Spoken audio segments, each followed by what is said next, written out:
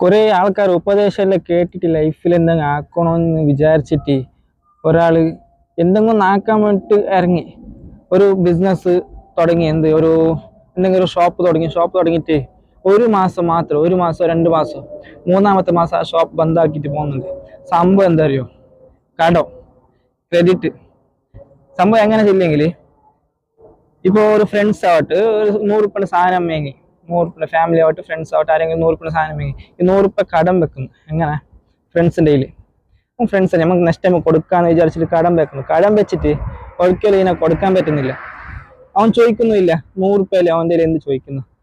ചോദിച്ചാൽ അവിടെ ബെടുക്കാന്ന് അതിലേക്കാണ് നല്ലത്. എന്താ പറയുക? അവൻ ചോദിക്കുന്നില്ല, ഇരിക്കട്ടെ. ഇങ്ങനെ ഒരു 10 ആൾ കടം വെക്കുമ്പോക്ക് അവൻ്റെ ആ ലാഭം അവിടെ തന്നെ പോയി. നീ വേണമെങ്കിൽ ഒരു 10 രൂപ കുറച്ചും കൊടുത്തോളി, പക്ഷെ കടം വെക്കാൻ പാടില്ല. കടം വെച്ചാൽ നമ്മളെ കൂടെ ഉള്ളവർ എങ്ങനെ മുന്നോട്ട് പോകുന്നത്?